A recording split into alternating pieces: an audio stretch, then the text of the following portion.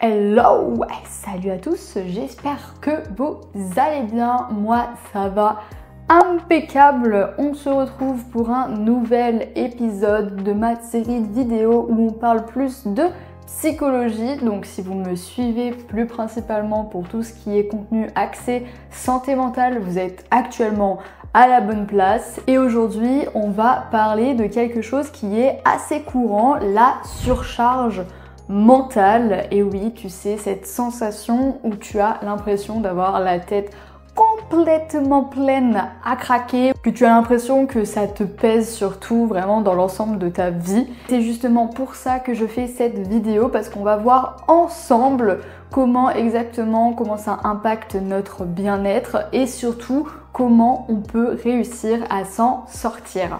Parce que oui, c'est pas parce que tu as l'impression d'avoir la tête complètement pleine qu'elle peut justement pas se vider petit à petit et justement décharger un petit peu tout ça, et ça peut te peser très très fort sur les épaules en plus de sur la tête, parce que oui, si la tête elle est lourde, elle est remplie, on est mal barré nous. On n'est pas bien barré, hein. Pour commencer, qu'est-ce que c'est la surcharge mentale? Eh bien, c'est un état où notre cerveau est surchargé d'informations, de préoccupations, de responsabilités, et on se sent un petit peu dépassé par tous ces événements. C'est pas juste un stress qui est passager, là je parle vraiment de la surcharge mentale, c'est le poids constant et une fatigue qui arrive justement suite à tout ça. Si tu veux un exemple simple, par exemple gérer le boulot, la maison, la famille, les amis, les réseaux sociaux, tes projets personnels, et parfois même penser à tout ça en même temps, en fait tu penses tout ça d'un coup, et ben ça te fait une impression de boule de pression dans la têtille. Bon, pour ceux qui préfèrent qu'on parle en termes d'études, il y a une étude selon l'Institut national de la santé et de la recherche médicale qui dit comme quoi la surcharge mentale est souvent liée à une augmentation du stress chronique qui peut, à long terme, justement, affecter la santé mentale et physique. Et aussi ce qu'on appelle parfois la charge cognitive, et c'est toute cette énergie qu'on dépense pour organiser, anticiper, et si on n'a pas de pause, ça peut vraiment devenir quelque chose de très pesant. Et alors là, vous allez me dire, qu'est-ce que c'est les signes et les conséquences justement de la surcharge mentale? Alors il y a des signes qui sont assez reconnaissables et très connus, c'est la fatigue constante, même quand on a bien dormi, l'impression de ne jamais arriver à faire tout ce qu'on veut en temps et en heure, une difficulté à se concentrer ou à prendre même des décisions dans sa vie en général. Vous avez aussi l'irritabilité, de l'anxiété et voire même des attaques, crises de panique. Et il y a parfois même les troubles du sommeil ou les maux de tête. Et puis côté santé, la surcharge mentale peut justement provoquer un épuisement psychologique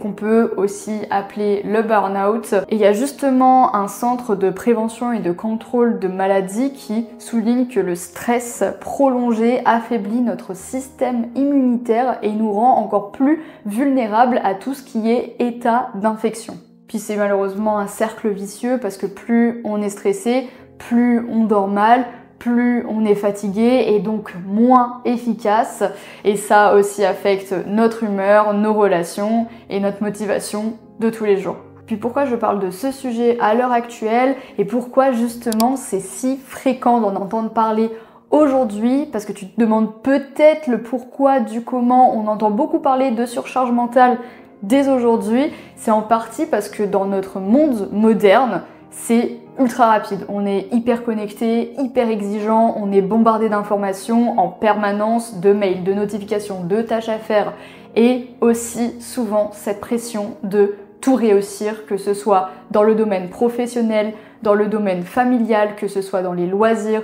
On devrait tous, d'après notre société, avoir un projet de vie et pas vivre dans l'inconnu, et c'est ça qui fait qu'on a cette pression et qui nous engendre toute cette surcharge. Et pour donner un petit peu des chiffres, pour que ce soit un petit peu plus concret, il y a eu une enquête qui a été menée par une agence justement de la sécurité et de la santé, et ça a montré que 28% des travailleurs européens déclarent souffrir de stress lié à la surcharge mentale sur leur lieu de travail. Je sais pas si vous vous rendez compte à quel point c'est tout de même assez énorme. Et pour beaucoup, la surcharge mentale, c'est aussi lié au fameux travail invisible, toutes les tâches du quotidien, tout ce qui n'est pas toujours reconnu. Pensez aux courses, pensez aux rendez-vous, pensez à l'organisation de la famille, pensez aussi à l'état de santé de nos proches. Enfin, il y a tellement de choses qui peuvent nous occuper d'esprit et qui peuvent justement nous surcharger.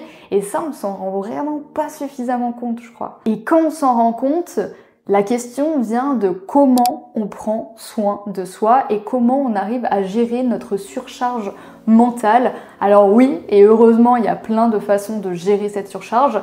Il faut prioriser certaines choses, apprendre à dire non, apprendre à connaître ce qui est vraiment important et il n'y a pas besoin de tout faire tout de suite. Ça, c'est quelque chose à imprimer dans votre esprit.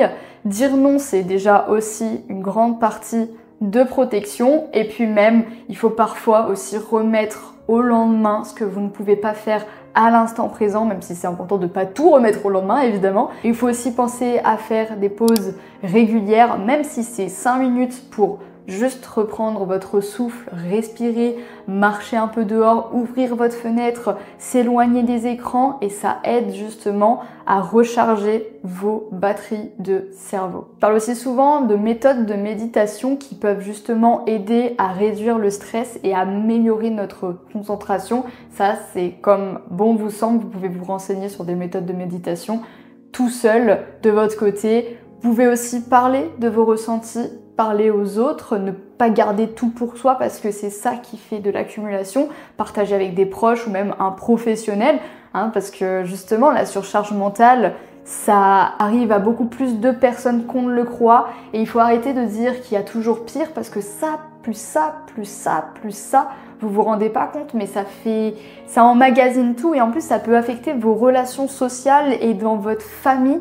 Ça peut vraiment faire de grosses embrouilles qui, juste à cause du fait que vous soyez tous tendus, tous surchargés, vous n'arrivez plus à gérer en fait votre aspect personnel. Vous pouvez aussi apprendre à vous organiser différemment, organiser votre temps. Par exemple, vous pouvez écrire les tâches que vous avez à faire en mode to-do list, mais les to-do list pas toxiques, les choses les plus importantes à faire dans un premier temps, à la moins importante et de se dire je mets au moins 2 choses très importantes et si j'ai pas le temps de les faire, c'est pas grave, les autres ça passera juste après. C'est important aussi de prendre soin de son corps, de son sommeil, avoir une alimentation équilibrée parce que ça impacte beaucoup notre état mental. Ça, on a tendance à le négliger. Pensez à bien vous hydrater, pensez à bien manger, manger régulièrement et pensez à votre sommeil. Vous pouvez vous coucher tard, mais c'est important de réguler votre sommeil. Quand je parlais de discuter même avec des professionnels, la question vient de quand est-ce qu'il faut demander de l'aide.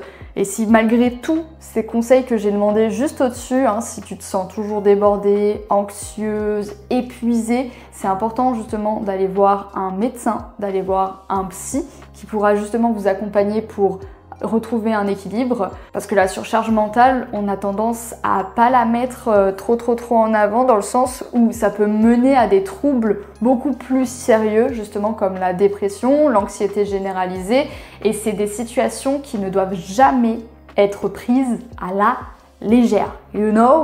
Voilà. En conclusion, j'espère que cette vidéo vous a aidé à mieux comprendre ce qu'était la surcharge mentale et comment elle peut affecter notre bien-être en règle générale. Et je tiens à préciser qu'aussi c'est avec quelques gestes simples et quelques habitudes du quotidien qu'on peut apprendre à mieux gérer tout ça. Et si tu as aimé cette vidéo et si tu en veux d'autres sur d'autres sujets de psychologie, n'hésite pas à liker, à partager et à t'abonner. Surtout, on prend soin de soi, s'il vous plaît. À très vite. Bisous!